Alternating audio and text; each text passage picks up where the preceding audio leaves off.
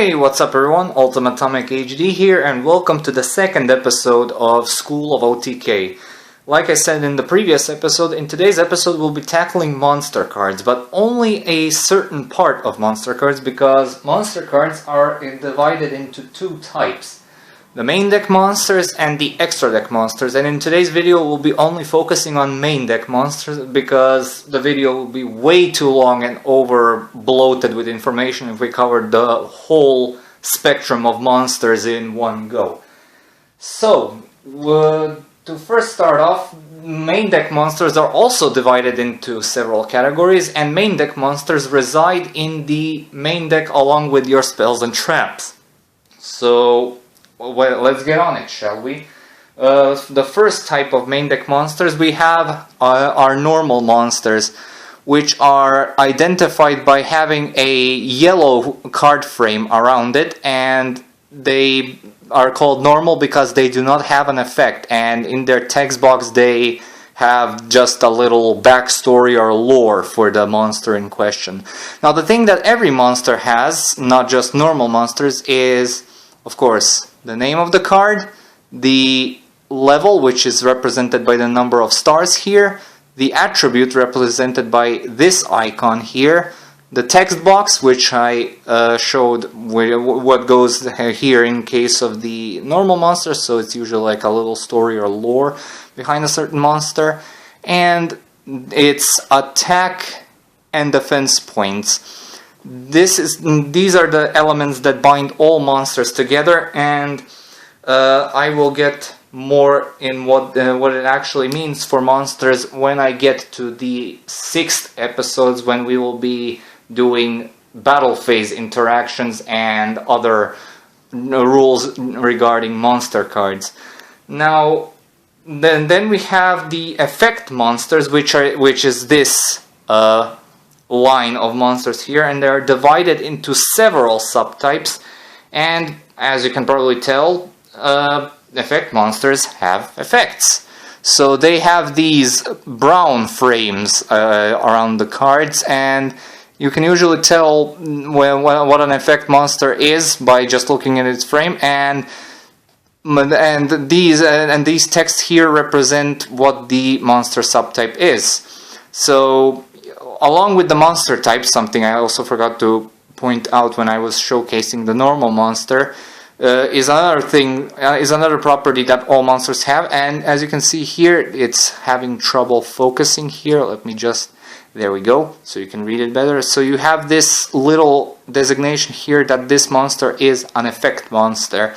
Now, these little designations here, like here it says effect, on effect monsters, these can be, or even on normal monsters, these can be, there can be more than one of these. For example, the normal effect monsters are divided into several other subtypes. First off, we got the flip monsters, which is this one right here, for example. Now, the effects of flip monsters are activated only when a monster is flipped face up. I will get to what that means when we get to the summoning types, which we will get to in this video later down the line.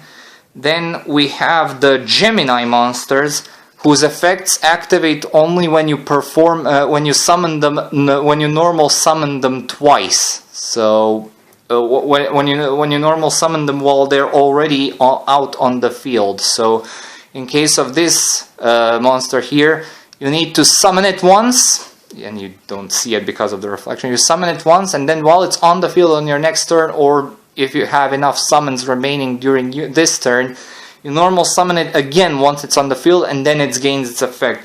It's basically this type of effect monster with no subtype, but a bit slower, because I don't know, I honestly do not know what was Konami thinking when they designed this monster subtype, because literally no one finds any use for them aside from a few exceptions.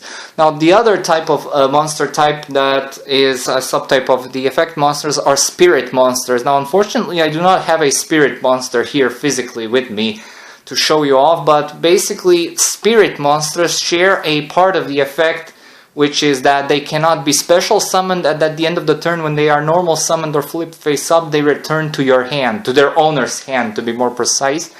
And they are better than Gemini Monsters, simply because you do not need to normal summon them twice in order to get their effect.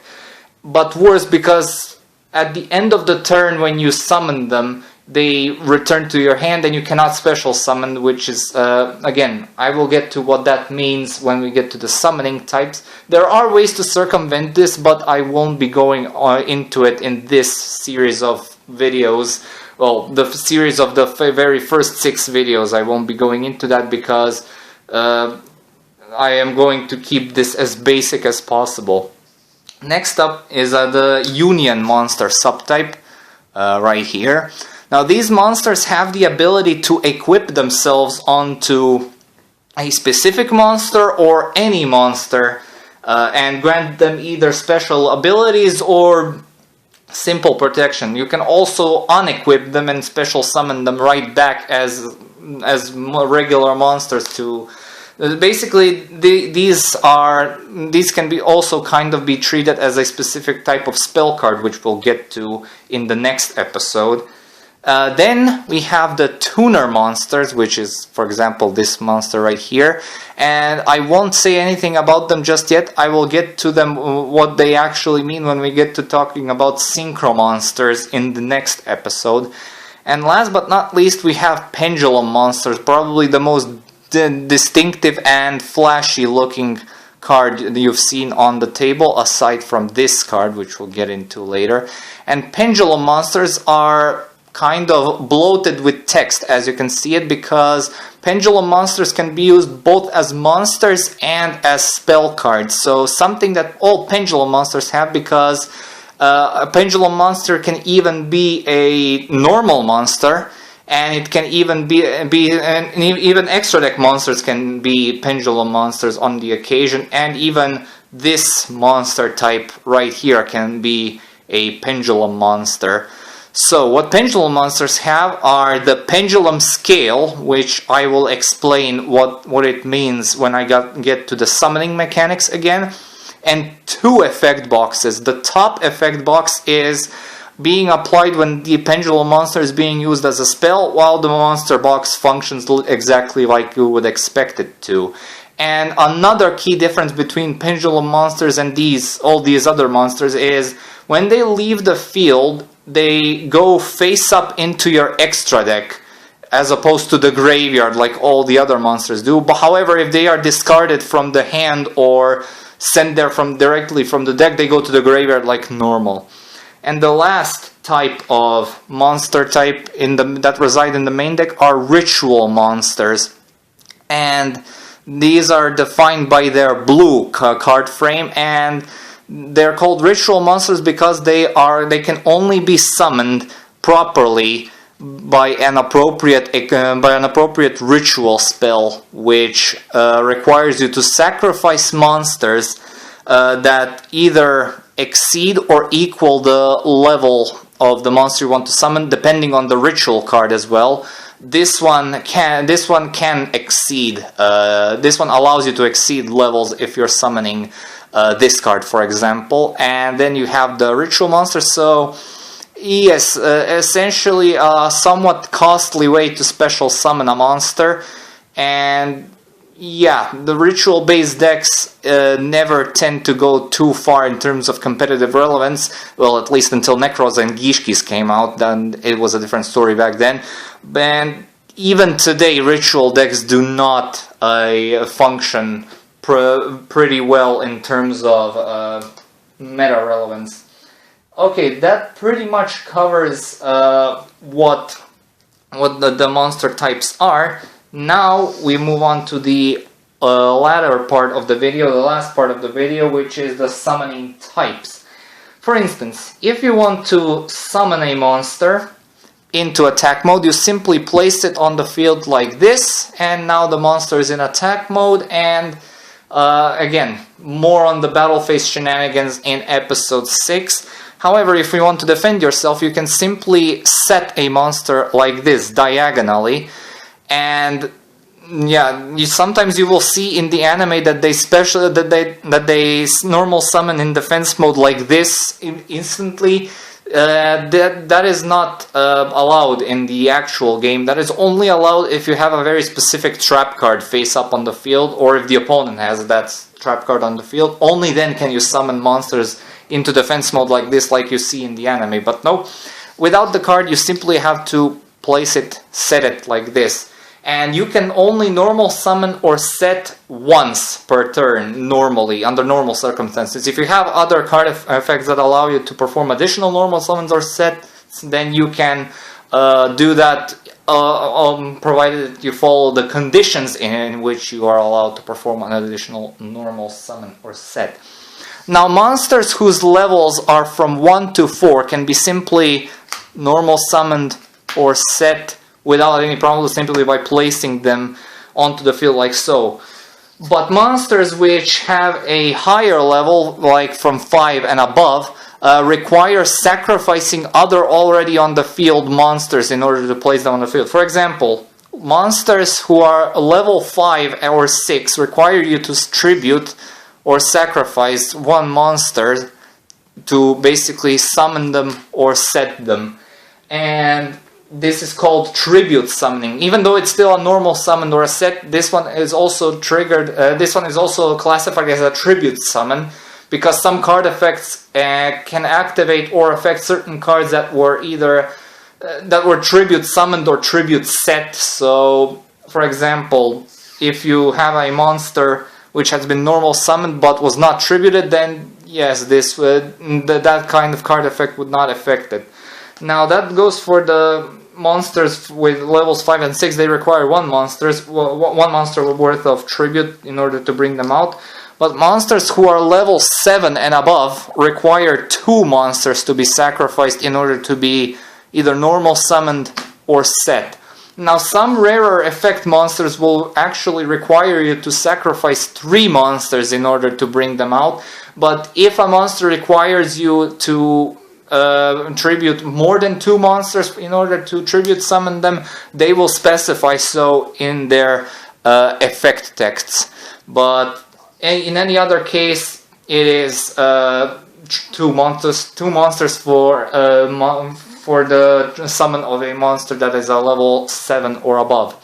Rituals I've already explained. You need a specific ritual spell and a ritual monster, and 1 or more monsters of levels that you want to sacrifice in order to bring out the ritual monster. For example, by playing this ritual spell, I sacrifice this normal monster here. It doesn't matter what kind of monsters you sacrifice as long as the level requirement is intact. And then I ritual summon in any position the ritual monster, and that is considered the special summon, which is another type of summon that we will talk about now. And special summoning you can do as many times as you want, and that usually goes into any position you want, be it attack or defense. And it can even, on rare occasions, be in face down defense position, because some cards have effects that require you to summon them in face down defense position. The only card I can think of with that kind of category is Nimble Momanga. I'm sure there are other cards that can be summon in such a fashion. Now, special summoning also has its own subtypes depending on what you are doing. We have the classic no subtype, when you are just special summoning something via a card effect, via a special effect that allows you to do so.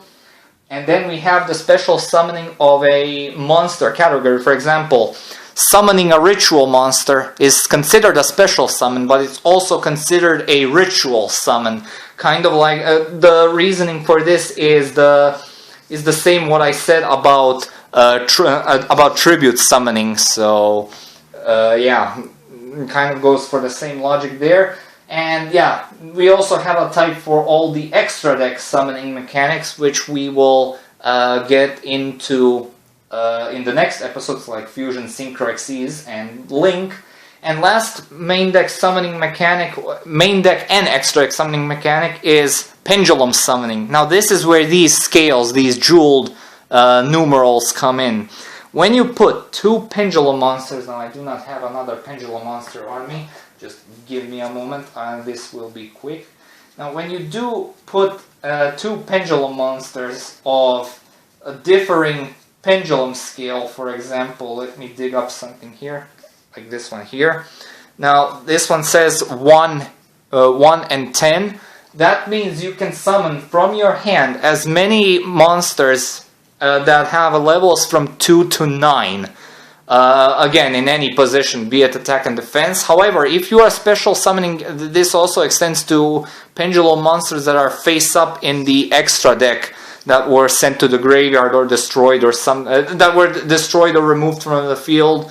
This also goes for them. However, if you're summoning a Pendulum Monster that is face up in the extra deck after it has left the field, you must summon it in the extra monster zone, or if you have a link monster, into one of its link arrows, wherever it might be. I'll go more into this detail when I get talking about link monsters in the next video. And that would pretty much do it for the special summoning summon mechanics. The only one we haven't discussed is the flip summoning. Flip summoning is when you have a monster already face down, you simply flip it face up and change its battle position in the process. And thus you've performed a flip summon, and you've also triggered the flip effect of a flip monster if a monster that you summoned was a flip monster in the first place. Now flip summoning you can perform on each monster can be flip summoned once per turn, and you can perform as many flip monsters summons as you want. For example, if you have if you have your full field filled up with flip monsters, you can flip summon them all during the same turn and trigger their flip effects. And if they get flipped face down again during a with the aid of a card effect, you cannot flip summon them again during that turn, and you cannot flip summon them on the same turn that you set them. So that's another thing to keep in mind.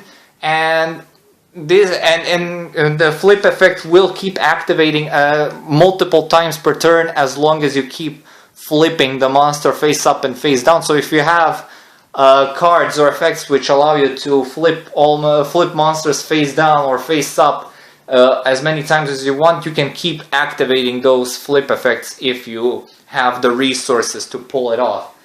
And I think, yeah, this is pretty much it when it comes to summoning mechanics. I've pretty much expressed what I wanted to say, and this video actually didn't end up being so long. I thought it was going to be way longer, but I explained everything I wanted to here, and yes, I will see you next time with the extra deck monsters, and we will be covering all the monsters that we have left in that video.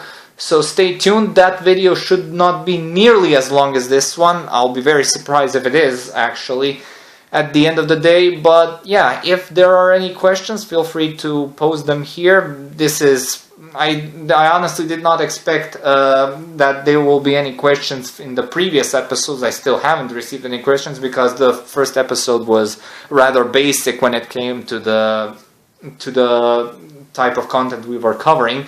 But here's probably the episode where the questions will start arising one by one. So I think I explained everything thoroughly, everything that I wanted. I still left some of it for future videos where I can explain it better with some context. But anyway, I thank you all so much for watching. Stay tuned for more videos and updates. Comment, like, and subscribe. Be sure to check out my Patreon when you got the time. Maybe drop a few donations if you feel like it. And as usual, I'll upload the next video whenever I can. So see you all and have a good day. Peace. You never see it.